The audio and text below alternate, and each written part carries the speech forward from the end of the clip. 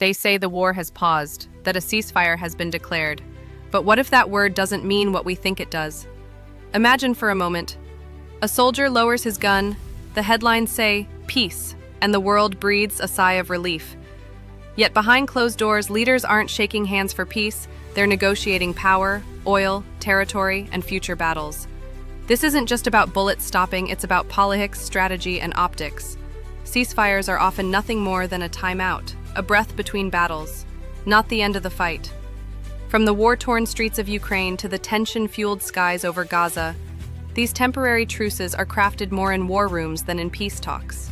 We see the press conferences, the dramatic flags waving behind smiling diplomats, but we don't see the troop reinforcements, the secret arms deals, or the maps being redrawn for the next round. And in the United States, while the public celebrates the news of peace, politicians and military strategists prepare their next moves. Ceasefires can be strategic illusions, used to regroup, reload, and rebrand. History has shown us this repeatedly, in Korea, in Vietnam, in the Middle East, where temporary often means until we're ready to strike again. But here's what most people miss.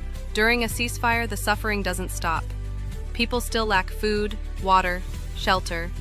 The fear, the trauma, the separation, those scars don't take a break. So why are we so quick to celebrate when wars pause? Maybe it's because we need to believe in peace, because we're desperate for hope in a world full of chaos. But understanding what a ceasefire truly is can protect us from false optimism. Ceasefires can be tools of diplomacy, yes, but they can also be weapons of manipulation, used to fool the public, to hide atrocities, or to gain tactical advantage. Think of it this way. A ceasefire can be like two boxers in their corners, not because they want to quit, but because the bell rang. The fight isn't over, it's just delayed. And if you're in the audience thinking it's the final round, you might not see the knockout punch coming. That's why this video matters. Because what you're not told about ceasefires can shape how you see the world, how you vote, what you believe in, and who you trust.